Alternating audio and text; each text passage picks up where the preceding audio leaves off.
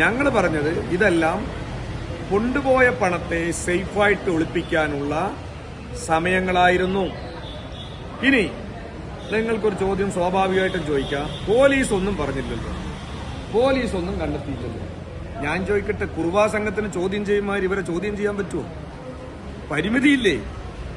കുർവാ സംഘത്തിന് ചോദ്യം ചെയ്യും പോലെ ഈ പറയുന്ന സംഘത്തെ ചോദ്യം ചെയ്ത കാര്യങ്ങൾ വെളി വരും. പക്ഷേ നമ്മുടെ പോലീസ് സേനയ്ക്കെല്ലാം ഇത്തരം കാര്യങ്ങളിൽ ചില പരിമിതികൾ ഉണ്ടാകുമെന്നാണ് എനിക്ക് തോന്നുന്നത്. അതിന്റെ അടിസ്ഥാനത്തിൽ പോലീസ് ഇപ്പൊ നടത്തിയ അന്വേഷണം ഞങ്ങൾ തെറ്റായിട്ടൊന്നും കാണുന്നില്ല. പക്ഷെ യഥാർത്ഥത്തിൽ ഇപ്പോഴും വ്യക്തമായി ഞാൻ പറയുന്നു, കള്ളപ്പണം അവിടെ വന്നിട്ടുണ്ട് എന്നും അവിടെ നിന്ന് തിരികെ രാഹുൽ മാങ്കൂട്ടത്തിന്റെ നേതൃത്വത്തിൽ തന്നെ തിരിച്ചു കൊണ്ടുപോയി എന്നുള്ളതും വസ്തുതയാണ്. ഈ പണത്തിന്റെ ഒഴുക്കാണ് BJPയുടെ വോട്ടും കോൺഗ്രസിന് വന്നത്, SDPIയുടെയും ജമാഅത്തെ ഇസ്ലാമിന്റെ വോട്ടും കോൺഗ്രസിന് വന്നത്. അങ്ങനെയാണ് ഇത്രയും വലിയ ഭൂരിപക്ഷത്തിൽ ജയിക്കാനിടയായത്.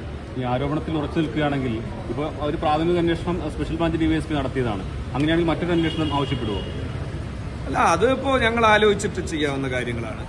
കാരണം ഇത് ഞാൻ പറയുന്നത് ഞങ്ങൾ വളരെ ആ ഘട്ടത്തിൽ ഉയർന്നു വന്ന അതീവ ഗുരുതരമായ ഒരു കാര്യമാണ് ഉന്നയിച്ചത്.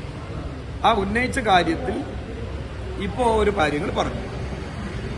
ആ കാര്യത്തിനെ തുടർന്ന് ഇനി ഞങ്ങൾ ആലോചിച്ച് ഒരു ചർച്ച നടത്തിയിട്ട് അതിനെ തുടർന്ന് പോകണം എന്നുള്ളത് തീരുമാനം.